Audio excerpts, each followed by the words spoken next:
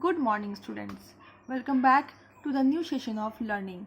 This is your accounts class, and today we are going to start NPO.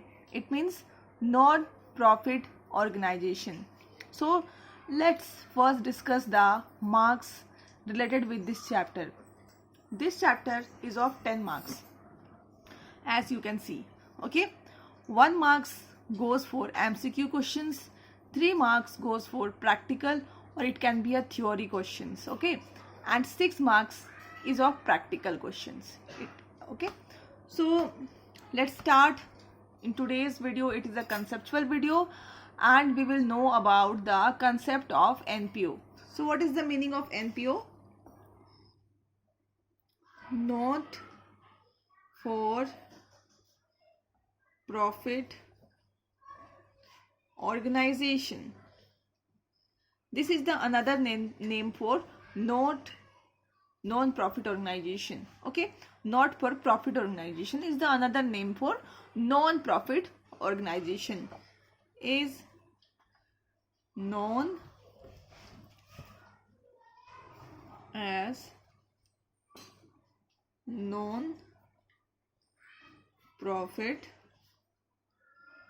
organization. It is basically established for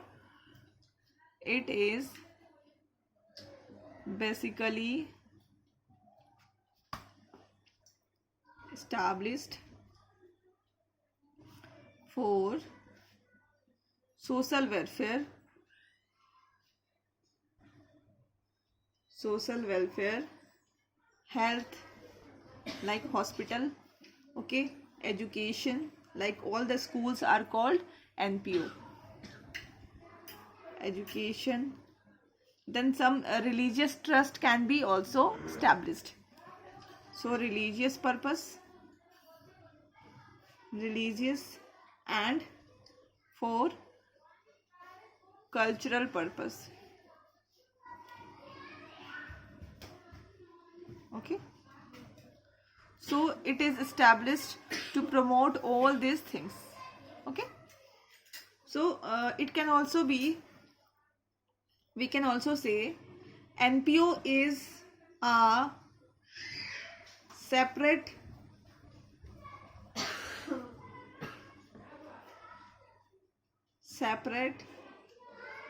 legal entity not owned by any individual or an institutions. Okay, NPO क्या है? NPO एक separate legal entity है. It is not owned by any individual और any institutions. Okay, तो example है इसके schools, colleges, hospitals, libraries, so I'm writing etc. okay, housing societies, okay, art and cultural club, okay, clubs. तो अब यहाँ पे जो फंड आते हैं, ये जो non profit, where does this NPO receive fund? ऐसे ऑर्गेनाइजेशंस में कहाँ से फंड आते हैं? ओके, कहाँ से फंड आते हैं? तो अभी हम लिखेंगे, पहला डोनेशंस मिलते हैं,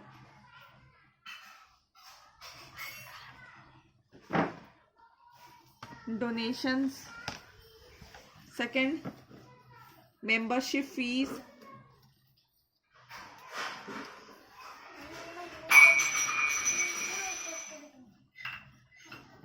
मेंबरशिप फीस या फिर उसको बोलेंगे एंट्रेंस फीस.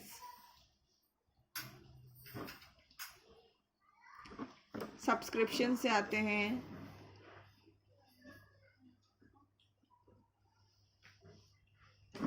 ठीक है.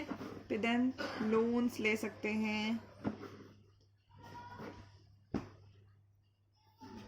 ओके। ग्रांट्स, ग्रांट्स मतलब कहीं से सब्सिडी या तो फिर चैरिटी की तरह मिल जाए गवर्नमेंट से या फिर नॉन गवर्नमेंट से, ओके। तो they gets fund from all this sources, okay. Next हम पढ़ने वाले हैं कैरेक्टरिस्टिक्स और फीचर्स ऑफ एनपीओ। कैरेक्टरिस्टिक्स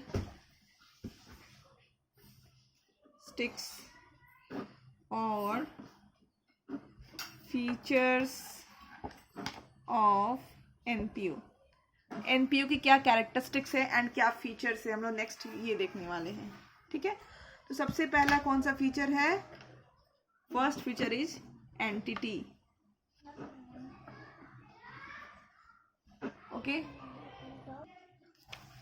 तो एंटिटी में क्या है?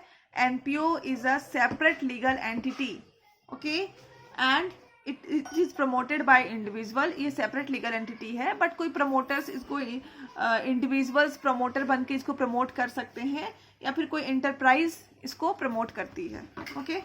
सेकेंड इज पर्पस, मतलब ये क्यों फॉर्म होते हैं, ठीक है। आपको मैंने स्टार्टिंग से बताया ये क्यों फॉर्म होते हैं। ये फॉर्म होते हैं एजुकेशन को बढ़ावा देने के लिए, हेल्थ के लिए, रिलीजियस के लिए, कल्चर के लिए। कल्चर को, मान लो कोई बैकवर्ड कल्चर है उसको बढ़ावे की ज़रूरत है तो कल्चर के लिए, ओके। तो we can say that the purpose of is to further cultural, educational, religious, ठीक है, and rendering services to the people, मतलब सोशल सर्विसेज, ओके। ये सारे चीज़ें के लिए इसका फॉर्मेशन होता है। थर्ड इज ऑनरशिप, इसके ऑनर कौन होते हैं? It is set up as charitable society और ट्रस्ट, ठीक है। ये चैरिटेबल सोसाइटी या फिर ट्रस्ट के रूप में फॉर्म होते हैं। इसको चैरिटी मिलती है या फिर एक ट्रस्ट, आप जो देखते हो जैसे साईं मंदिर भी एक ट्रस्ट के फॉर्म में है, ठीक है। जैसे जो भी पैसा आता है साईं मंदिर में उसको ट्रस्ट डिसाइड करती है कैसे उसको यूज़ करना है, कहाँ कब क्या डेवलपमेंट करना है। और फिर वो देखो मुफ्त में बहुत सारे लोग जो भी वहाँ पे शाही धाम में दर्शन करने जाते हैं सबको खाना खिलाती है। तो वो कहाँ से आता है? वो जहाँ से उनका पैसा ट्रस्ट में आता है वहाँ से, ओके, जो उनको जितने भी चैरिटी मिलती है वहाँ से। तो ये this is not owned by individual, so it is not owned by individual और a group of individual, it is owned by a society. इसको कोई सोसाइटी ऑन करती है, ना ही कोई ग्रुप करता है, ना ही कोई इंडिविजुअल पर्सन इसको ऑन करता है एनपीओ को, okay. Next is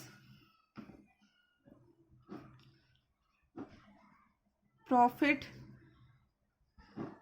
is not the objectives, मतलब ऐसे इंस्टीट्यूशंस का मेन मोटिव ये नहीं होता है कि प्रॉफिट अर्न करना। जैसे बिजनेस का मेन मोटिव क्या होता है? To earn the profit, but NPO does not have any main motive to earn the profit, but इसके सेकेंडरी मोटिव्स हो सकते हैं to earn the profit, okay.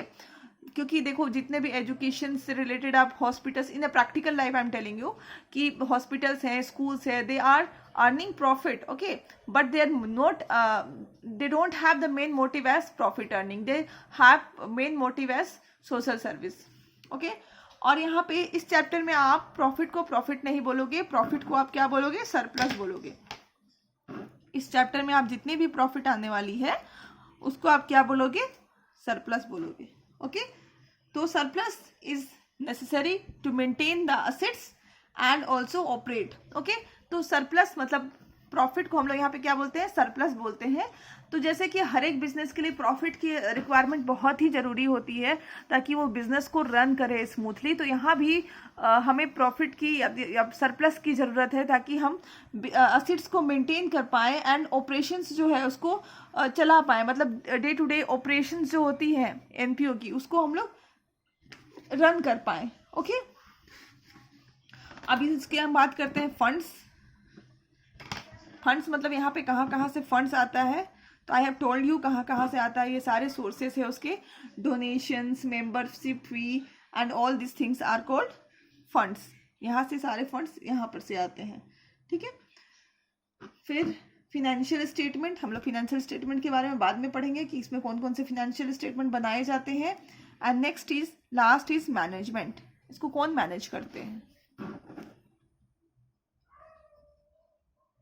Management. कौन इसको चलाते हैं, कौन मैनेज करते हैं? ठीक है, तो ये NPO is managed by a group of individual offered con trustees और मैनेजिंग कमिटी। ठीक है, इसको ग्रुप ऑफ जो मैनेजर्स होते हैं या फिर इंडिविजुअल्स होते हैं वो चलाते हैं, जिनको हम क्या बोलते हैं? ट्रस्टी बोलते हैं या फिर मैनेजिंग कमिटी बोलते हैं। Okay, so we are going to further discuss the annual accounts prepared by NPO.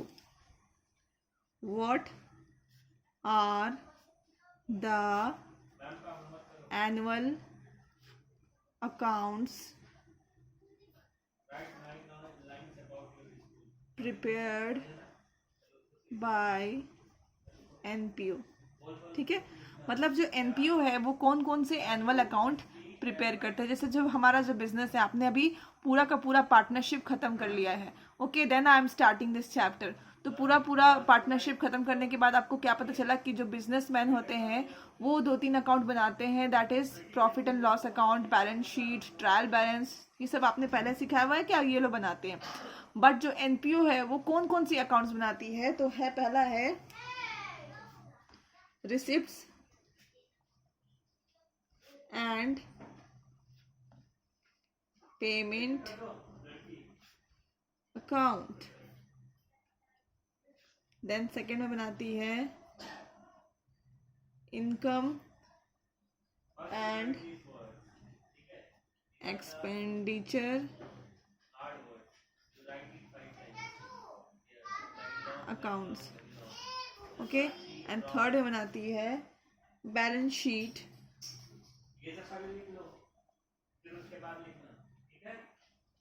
ठीक है, जिसको हम लोग बोलते हैं, ये जो बनाती है वो वैसी बैलेंस शीट नहीं होती है जो हम लोग बनाते हैं पार्टनरशिप में या जो अभी तक हमने बनाया है। ये this is called fund based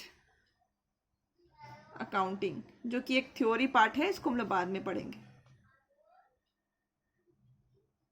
okay, तो अभी हम लोग सबसे पहले वाले जो अकाउंट है उसके बारे में डिटेल में पढ़ते हैं।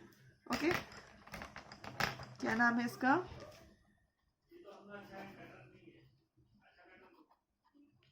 Receipts and payment account. Okay, तो पहले हम लोग कौन सा बनाते हैं, पहले देखते हैं। ये जो रिसिप्ट एंड पेमेंट अकाउंट है इसके फीचर्स हम लोग देख रहे हैं। This account is similar to cash account. ये अकाउंट क्या होती है? जस्ट हमने जो भी कैश अकाउंट बनाया था ना डिसोल्यूशन ऑफ पार्टनरशिप फॉर्म में, just similar to that. Okay, उसी की तरह सिमिलर रहती है। उसके भी हम जो एक पार्ट को बोलते हैं रिसिप्ट एंड वन पार्ट को बोलते हैं पेमेंट। तो it is just like similar to cash account. Okay, second बोलते हैं in this account only cash transactions are recorded।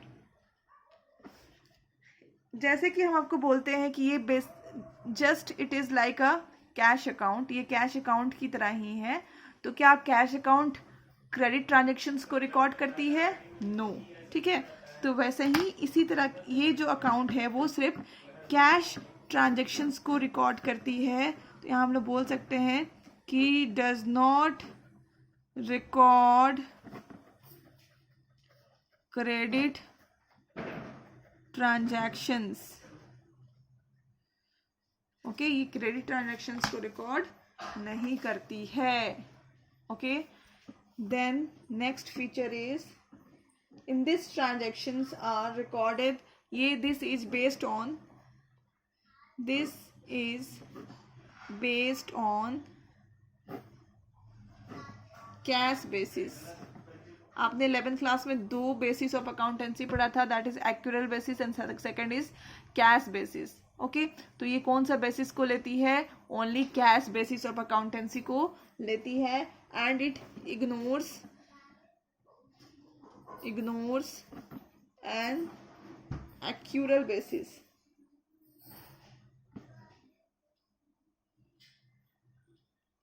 ठीक है, next, it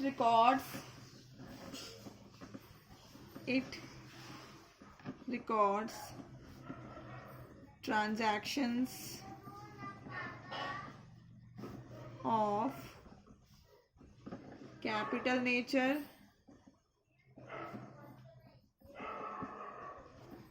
and revenue nature।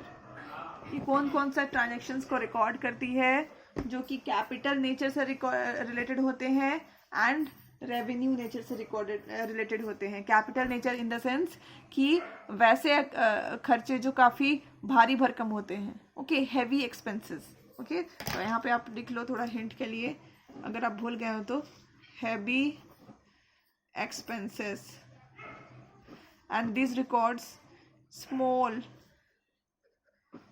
Expenses, या छोटे मोटे खर्चे। ठीक है,